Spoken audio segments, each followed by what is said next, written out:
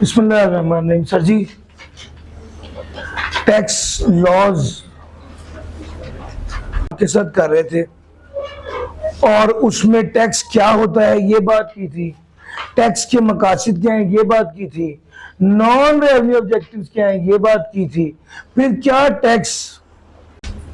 क्या tax as a mean of development होता है, क्या टैक्स के जरिए मुल्क में डेवलपमेंट अटेन की जा सकती है उसकी बात की थी।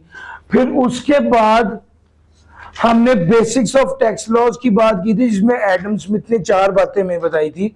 उसकी बात की थी certainty, convenience of payment, equality, economy of collection. फिर principle of levy of tax की बात हुई थी कि यार टैक्स को लागू करने के असूल।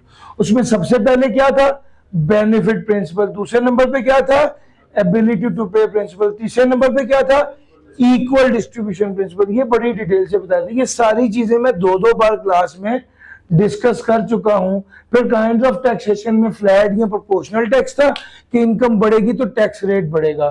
दूसरे नंबर पे प्रोग्रेसिव टैक्स था जो कहते हैं इनकम बढ़ेगी तो टैक्स रेट भी बढ़ेगा। प्रोग्रेसिव कहते हैं इनकम बढ़ेगी टैक्स रेट बढ़ेगा।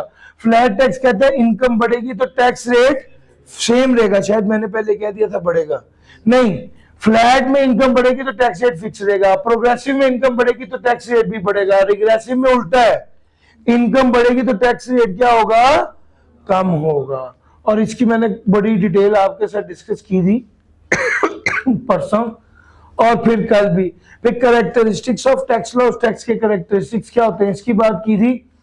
और उसके बाद principles of sound tax system, fiscal adequacy, equality या थ्योरेटिकल जस्टिस, एडमिनिस्ट्रेटिव फिजिबिलिटी और consistency and compatibility.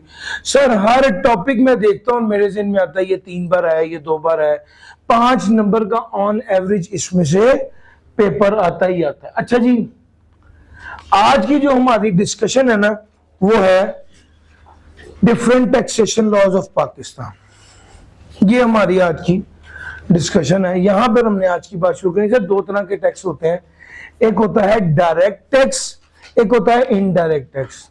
Direct tax वो होता है जो डायरेक्टली हम एफपीआर को जमा कराते हैं। डायरेक्ट टैक्स वो होता है जो डायरेक्टली एफबीआर को जमा कराते हैं। और इनडायरेक्ट टैक्स वो होता है जो किसी तीसरे बंदे के जरिए एफबीआर को जमा कराते हैं।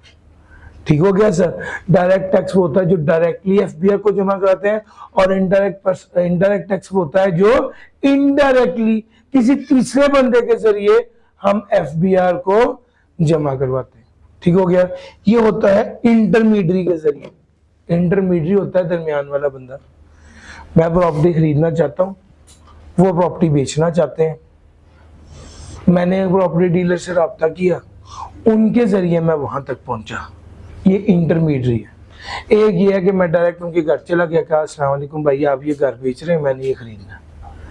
एक डायरेक्ट है और एक इनडायरेक्ट है। टैक्स की एग्जांपल लीजिए,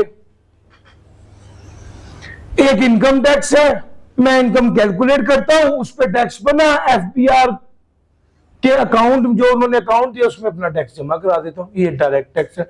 यानी मैं डायरेक्टली टैक्स किसको जमा कराता हूं, एफबीआर को। अच्छा इनडायरेक्ट टैक्स क्या है, मैंने फ्यूल डलवाना था, 200 रुपए का फ्यूल डलवाया, 50 रुपए उसके ऊपर सेल्स टैक्स था, तो मैंने 200 रुपए का फ्यूल डलवाया, 50 का सेल्स टैक्स था, मैंने 250 रुपए फ्यूल पंप वाले को दिए। अच्छा इस 250 में 50 रुपए क्या है, टैक्स है। ये वाला टैक्स मैं डायरेक्टली एफबीआर को जमा नहीं करा रहा, किसको करा रहा हूं जमा, मैं फ्यूल पंप वाले को दे रहा हूं। फ्यूल पंप वाले की जिम्मेदारी कि वो वसूल करके एफबीआर को जमा करवाए। सर जी मेरा पॉइंट समझ आ रहा है। ये इनडायरेक्ट टैक्स है। इनडायरेक्ट टैक्स में दरमियान में एक पार्टी होती है, डायरेक्ट टैक्स में दरमियान में पार्टी नहीं होती, डायरेक्टली आपने एफबीआर को जमा कराना होता है। या इसको ऐसे कहूं कि जो टैक्स पेयर होता है वो खुद रिस्पॉन्सिबल होता है कि वो टैक्स एफबीआर को जमा करवाए। डायरेक्ट टैक्स वो टैक्सेस होते हैं जो डायरेक्टली गवर्नमेंट को पे किए जाते हैं, इंडिविजुअल और ऑर्गेनाइजेशन। इनकम टैक्स जो है वो डायरेक्टली गवर्नमेंट को पे करती है। इसकी example income tax, corporate tax और वेल्थ टैक्स है। इनकम टैक्स क्या है, अब ये तो आपने अगले 3 माह इनकम टैक्स पढ़ना है, कम से कम 2 से 2.5 माह, तो इनकम टैक्स तो बड़ी डिटेल में पढ़ लेंगे। इसका जो छोटा वर्जन है इसने लिखा हुआ है इनकम टैक्स यानी इनकम पर टैक्स, इनकम यानी कमाई पे टैक्स, जितनी कमाई की है उस पर टैक्स। वो कहता है नहीं, नेट इनकम। नेट इनकम का क्या मतलब है? जितनी कमाई की है उसमें से खर्चा लेस करना। यार जहां पर नेट का लफ्ज आए उसका क्या मतलब होता है? खर्चा लेस करना है। नेट एसेट का मतलब होता है asset minus liability. Net cell का मतलब होता है सेल माइनस सेल रिटर्न, होता है ना। इसी तरह ही बिल्कुल जब हम कहते हैं नेट इनकम तो इसका क्या मतलब है? Income minus expense.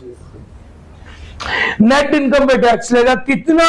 जितना इनकम टैक्स के कानून में लगा उतना, इनकम टैक्स ऑर्डिनेंस के तहत। किस किस तरह की इनकम टैक्स लगता है? जो नौकरी करता है, सैलरी लेता है, उसकी इनकम पे टैक्स लगता है। जिसके पास प्रॉपर्टी है वो उसने किराए पे दी हुई है, उस इनकम पे टैक्स लगता है। जो कारोबार करता है, पैसा कमाता है, उस इनकम पे टैक्स लगता है। जो गेन कमाता है, शेयर्स को बेचकर गेन होता है उसको, उस पर टैक्स लगता है। जो अदर सोर्सेज से पैसे कमाता है, किसी भी तरीके से कमाई कर रहा है, उस पर टैक्स लगेगा। ये टैक्स किसके मुताबिक लगेगा? इनकम टैक्स के कानून के मुताबिक। इनकम टैक्स का कानून कौन सा है? Income tax ordinance 2001। Income tax के कानून के मुताबिक जो टैक्स लगेगा वो इनकम टैक्स है। इन सारी चीजों पर लगता है। फिर उसके बाद आ गया capital value tax. Capital value tax क्या है? जो कैपिटल पर, जो इमूवेबल प्रॉपर्टी की ट्रांसफर पर टैक्स लगता है या राइट्स की ट्रांसफर पर टैक्स लगता है। अब ये इसकी डिटेल हमारे कोर्स में नहीं है, हमारे स्कोप में नहीं है। हम इतना ही देखेंगे जितना लिखा हुआ है, रेलिवेंट इतना ही है। पेपर में मैक्सिमम यही आ सकता है कि कैपिटल वैल्यू टैक्स क्या है, जिसके जवाब में आपने है capital value tax different transaction पे लगता है, जैसे कि इमूवेबल प्रॉपर्टी की ट्रांसफर पर या राइट्स की ट्रांसफर पर। जैसे कि इमूवेबल प्रॉपर्टी की ट्रांसफर पर या राइट्स की ट्रांसफर पर जो टैक्स होता है कैपिटल वैल्यू टैक्स होता है। सर जी डायरेक्ट टैक्स क्या है बताया, डायरेक्ट टैक्स की टाइप्स क्या है बताया। प्लीज एक बार रीड कर लीजिए फिर मैं आगे चलता हूं। सर जी डायरेक्ट टैक्स समझ आ गया? वो टैक्स जो डायरेक्टली हमने एफबीआर को जमा करवाना। इनडायरेक्ट टैक्स क्या है? जो किसी थर्ड पार्टी को हमने देना है वो जाने और उसका काम जाने, ये इनडायरेक्ट टैक्स। इनडायरेक्ट टैक्स में असल में होता है कि हमारी जिम्मेदारी होती है कि हम एक थर्ड पार्टी को दे दें। जब मैंने फ्यूल डलवाया, 200 रुपए का फ्यूल था, 50 रुपए टैक्स था, उसको मैंने 250 रुपए दिए, उसने 1 लीटर फ्यूल डाला। मैंने अगले दिन उससे कभी जाके पूछा, ओ भाई मैंने कल आपको 50 रुपए का टैक्स दे दिया था, जमा करा दी? कभी पूछा? नहीं पूछा। क्यों? मेरी जिम्मेदारी इतनी थी, मेरी जिम्मेदारी इतनी ही थी कि मैं टैक्स जमा करा देता। इससे आगे की जिम्मेदारी मेरी नहीं। मैंने इंटरमीडिएट को टैक्स दिया, बस अल्लाह पाक शुक्र, अब मेरा कोई जिम्मेदारी नहीं है। डायरेक्ट टैक्स में मैंने डायरेक्ट खुद एफबीआर को देना है टैक्स। इनडायरेक्ट टैक्स में मैंने एफबीआर को टैक्स नहीं जमा कराना, बल्कि मैंने इंटरमीडिएट को, दरमियान वाले बंदे को टैक्स दे दिया, मेरा काम खत्म हो गया। ये मेन डिफरेंस है सर। इनडायरेक्ट टैक्स एक टैक्स होता है जो कि इंटरमीडिएट कलेक्ट करता है और फिर अल्टीमेटली वो एफबीआर को जमा करवाता है, और इस टैक्स को, जो टैक्स इंटरमीडिएट को दिया जाता है, अल्टीमेटली इससे कीमत बढ़ जाती है। सर जी 100 रुपए की चीज है, 17 रुपए का टैक्स है, 117 रुपए की चीज मुझे मिलेगी। इस टैक्स की वजह से कीमत बढ़ जाती है, और इसकी सबसे बड़ी एग्जांपल है सेल्स टैक्स। अगर इसको मैं 18 कह लूं आज के हिसाब से, क्योंकि आजकल टैक्स सेल्स टैक्स पे 18% है, तो ये 18 रुपए का टैक्स है, कीमत 118 होगी। वो चीज जो 100 रुपए की है, आपने अक्सर गौर किया होगा, कोई आइटम देखें उसके ऊपर लिखा होती है प्राइस, फिर उसके बाद टैक्स लिखा होता है, ठीक हो गया। ये वाला जो टैक्स उसके ऊपर लिखा होता है 99% ये सेल्स टैक्स होता है, ठीक हो गया। सेल्स टैक्स उस किताब, उस आइटम के ऊपर छपा होता है कि इतना है। अब सर आप सोचें अगर सेल्स टैक्स ना हो तो वो चीज जो आप 118 की खरीद रहे हैं वो कितने की मिलेगी? 100 रुपए की। तो सेल्स टैक्स क्या कर रहा है, सेल्स टैक्स की वजह से कीमतें बढ़ रही हैं, और ये बोझ किस पर जा रहा है, ये बोझ अल्टीमेटली उस बंदे पर जा रहा है जो वो आइटम कंज्यूम कर रहा है, इकोनॉमिक बर्डन उसके ऊपर जा रहा है। वो ये कह रहा है कि ये इंटरमीडिएट कलेक्ट करता है, और ये जो टैक्स इंटरमीडिएट कलेक्ट करता है अल्टीमेटली इसका बोझ कौन उठाता है, वो बंदा जो वो चीज खरीद रहा होता है। कस्टम ड्यूटी, सर अगर आप कोई चीज पाकिस्तान में कोई चीज आए या कोई चीज जाए, उस पर जो टैक्स लगता है उसे कस्टम ड्यूटी कहते हैं। सर कभी आप लफ्ज टैक्स बोल रहे हैं, कभी आप लफ्ज ड्यूटी बोल रहे हैं, सर जी आज ये वाला मसला हल कर ही लें। लफ्ज टैक्स हो, लफ्ज टैरिफ हो, लफ्ज लेवी हो, लफ्ज रेट हो, लफ्ज ड्यूटी हो, सबका मतलब टैक्स ही है। ये ऑल्टरनेट यूज होते हैं। बाज़ों का टोल की बात होती है, टोल्स पे करने वो भी टैक्स है, ड्यूटी पे करनी है वो भी टैक्स है, टैरिफ वो भी टैक्स है, लेवी वो भी टैक्स है। ये सारी चीजें असल में क्या है, taxes. Goods imported and exported from Pakistan are liable to rate of custom duties as prescribed in Pakistan custom tariff. High rates लगते हैं on luxury item as well as on less essential goods. High rates लगते हैं। Sir जी ये बातें हम पहले कर चुके हैं, लेकिन मैं आपको दोबारा बता रहा हूँ, ध्यान से सुनिएगा।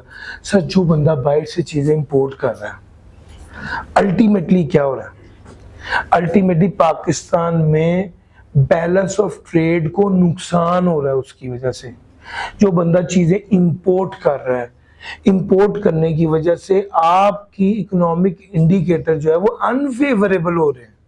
जो बंदा जितनी ज्यादा एक्सपोर्ट करेगा, बैलेंस ऑफ ट्रेड पॉजिटिव होगा। इकोनॉमिक्स पढ़ी है ना थोड़ी सी तो। अब असल में इंपोर्ट को डिस्करेज किया जाता है, इंपोर्ट ना करें। अब इंपोर्ट है दो तरह की, एक है खुशी की मर्जी की और एक है मजबूरी की। हमने पहले भी बात की, पाकिस्तान में सबसे ज्यादा सबसे बड़ी इंपोर्ट क्या है, फ्यूल, पेट्रोल।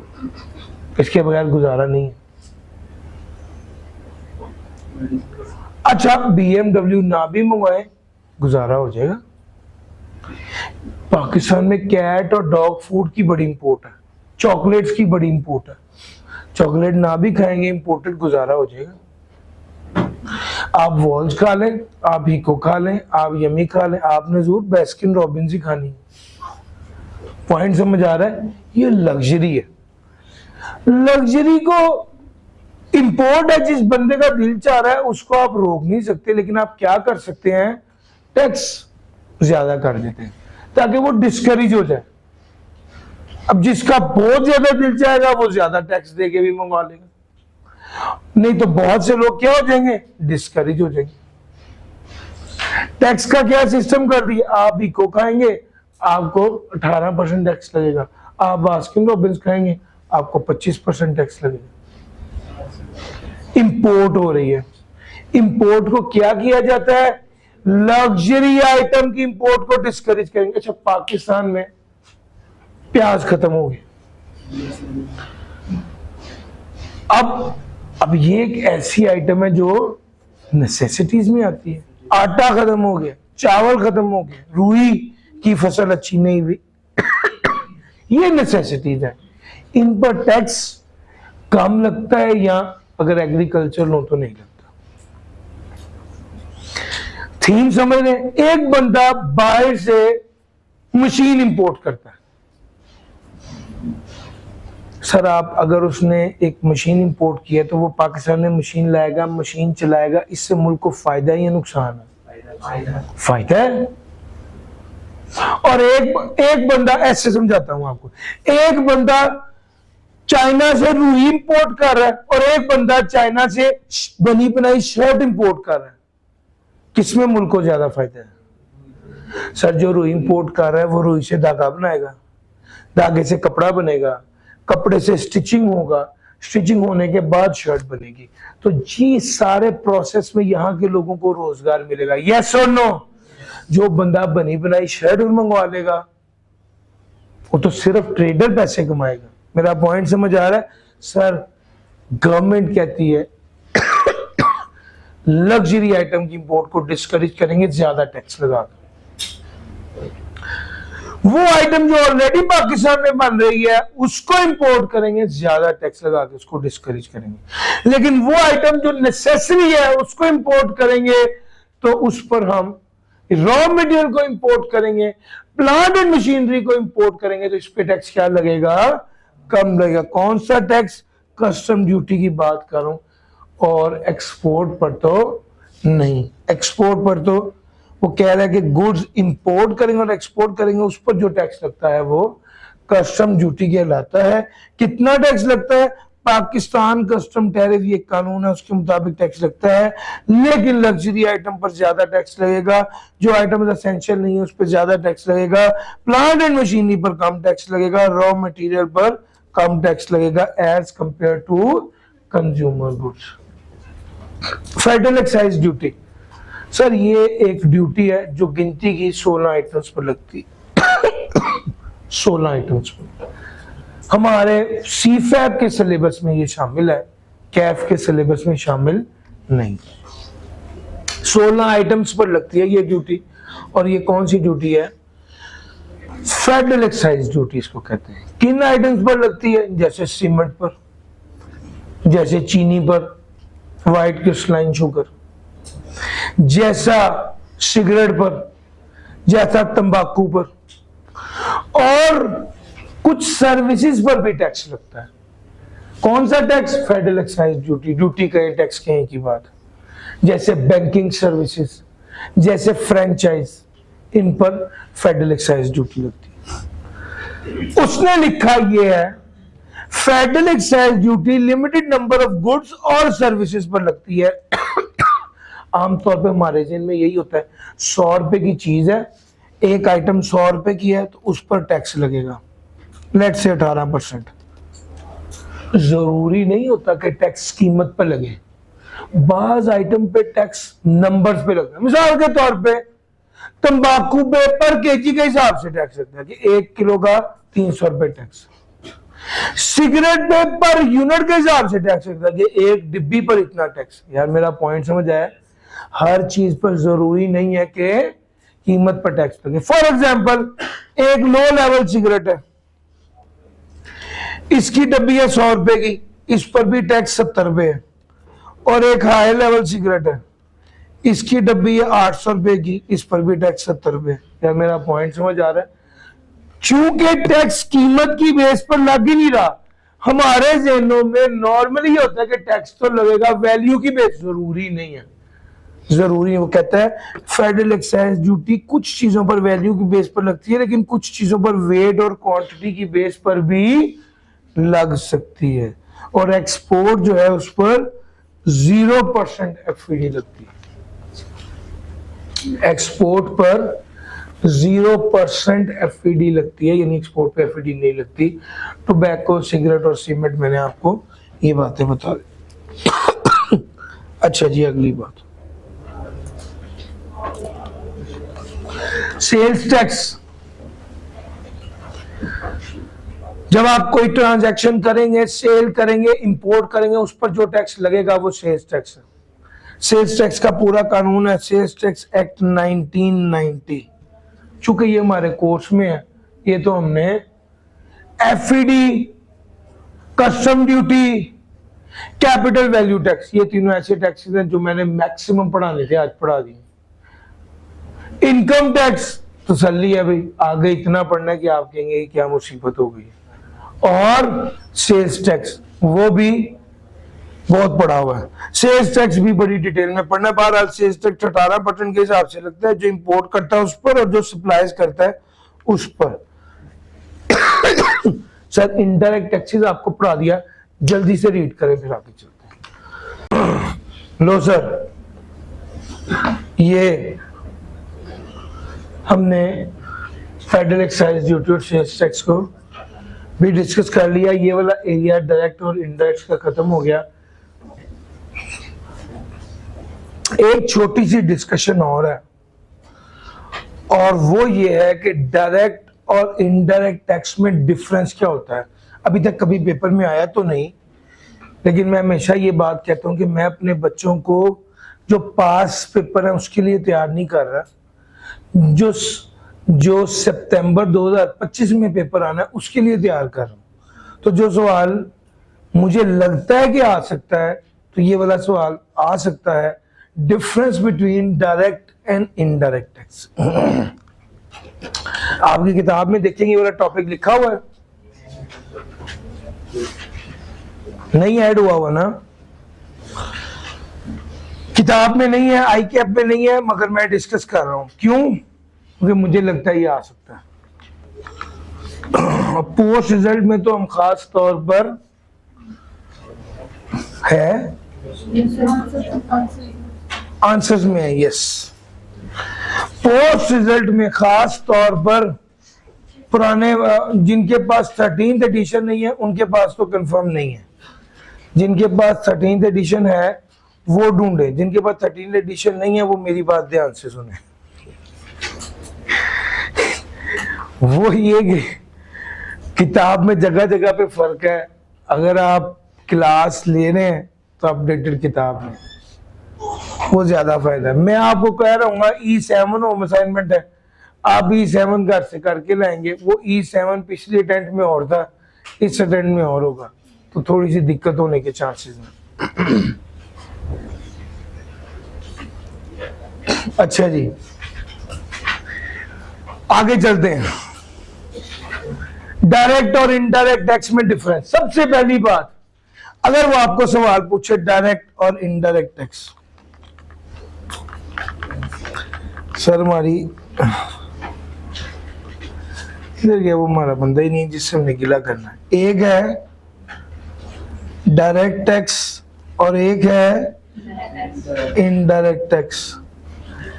सर जी पहली बात तो ये है ना, जो अभी तक डिस्कशन किया मोटी मोटी बातें। डायरेक्ट टैक्स वो टैक्स है जो डायरेक्टली एफबीआर को जमा कराना है, यस और नो? चलो ये तो लिख सकता हूं। और इनडायरेक्ट कौन सा टैक्स है?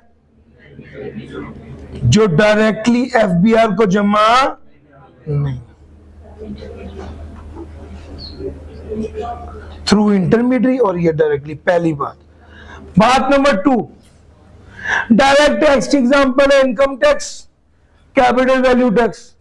इनडायरेक्ट टैक्स की क्या एग्जांपल है? Custom duty, federal excise duty और सेल्स टैक्स। चलो एक दूसरा पॉइंट हम ये बना देते हैं।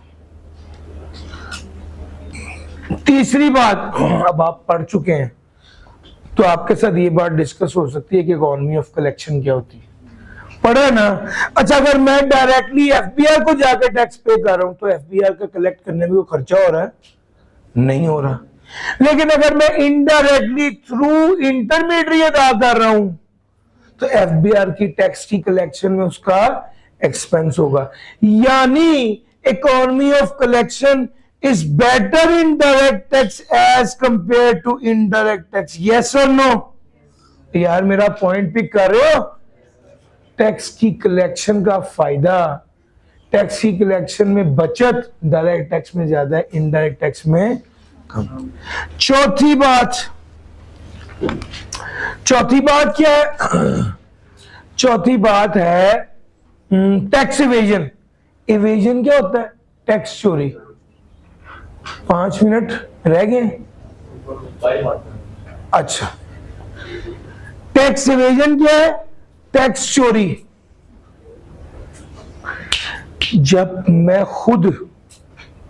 जब कोई मुझसे ही पूछेगा कि इमरान कितने पैसे कमाते हो, हमने टैक्स लेना, तो मैं क्या कहूंगा? मैं तो माड़ा बंदा हूं यार, बड़ी मुश्किल से गुजारा हो रहा है, ये गाड़ी भी दोस्त की है मेरी नहीं। ऐसे ही करूंगा ना, तो सर जब मैं ही रिस्पॉन्सिबल हूं टैक्स जमा कराने के लिए और मैंने ही टैक्स जमा कराना है, तो मैं क्या करूंगा? छुपाऊंगा, टैक्स चोरी करूंगा। डायरेक्ट टैक्स में जब डायरेक्टली मैंने ही रिपोर्ट करना है तो यहां पर टैक्स इवेजन ज्यादा है as compare to indirect tax. Sir ji मैं अगर फ्यूल पंप पे गया हूं और पर लीटर 50 रुपए टैक्स है और मैं उसको कहूंगा यार तुम 1 लीटर डालो ना 200 तुम लो, टैक्स मैं जानू और एफबीआर जाने, क्या वो मेरी बात एग्री करेगा? नहीं करेगा। उसने मुझसे 50 ले लेने तो सर, और अल्टीमेटली वो एफपीआर को जमा हो जाएंगे। यहां पर टैक्स इवेजन कम है as compare to direct tax. Sir ji अगर मैं ही रिस्पॉन्सिबल हूं और मैं सिर्फ ये जब वो एफबीआर वाले कह रहे हैं तुम कसम खा के कहो कि तुम जो कह रहे हो सच कह रहे हो, मैं कहूंगा मैं कसम खाता हूं मैं जो कह रहा हूं सच कह रहा हूं, और उसके बाद कहूंगा कि मेरे पास पैसा कोई नहीं है, ना मैं कुछ कमाता हूं ना मैं कोई टैक्स दे सकता हूं। मेरा पॉइंट समझ आ रहा है? यहां पर टैक्स इवेजन डायरेक्ट टैक्स में ज्यादा है as compare to indirect tax. ये चौथा पॉइंट टैक्स इवेजन के 5 पॉइंट्स है टोटल। पांचवा कौन सा है? Impact to inflation. Sir ji मैंने अभी आपको बताया कि डायरेक्ट टैक्स में इनडायरेक्ट टैक्स सेल्स टैक्स में अगर रेट बढ़ेगा तो उससे कीमत बढ़ेगी। यस और नो? सर कीमत बढ़ेगी तो जाहिर बात है इन्फ्लेशन होगी। तो इनडायरेक्ट टैक्स की वजह से कीमतें बढ़ती हैं जिस वजह से इन्फ्लेशन होती है, जबकि डायरेक्ट टैक्स का उस तरह रिलेशन नहीं होता कीमत से। मैं जितने कमाता हूं उस पर मुझे टैक्स देना पड़ रहा है ना। अगर ये कहा जाए कि बच्चा जितनी फीस देता है उसके साथ 10% टैक्स भी देगा तो फीस बढ़ेगी या नहीं बढ़ेगी? बिल्कुल बढ़ेगी। लेकिन अगर ये कहा जाए टीचर जितने पैसे कमाता है उसका 10% इजाफी टैक्स लगेगा तो इसका कीमत बढ़ने से कोई ताल्लुक नहीं है। यानी इनडायरेक्ट टैक्स में इन्फ्लेशन का इंपैक्ट है जो डायरेक्ट टैक्स में। यार ये 5 बातें हैं, पांचों मैंने आपको बता दी। इंशाल्लाह अभी थोड़ी देर में स्लाइड भी आपके साथ शेयर कर देंगे। आज शेयर कर दीजिएगा स्लाइड आपकी, इसकी स्लाइड भी शेयर हो जाएगी। और यहां तक मैं चल रहा हूं। इंशाल्लाह कल जुम्मा है। कल की क्लास पता है कितने बजे होनी है? कल जुमेरात है। पूरी बात नहीं, बस कल जुमेरात है, ठीक है? यहाँ पे रुक जाते हैं तो इसका मतलब परसों जुम्मा है, परसों की परसों देख लेंगे। आज के लिए इतना ही है, कल अपने टाइम पे क्लास होगी। Thank you ji.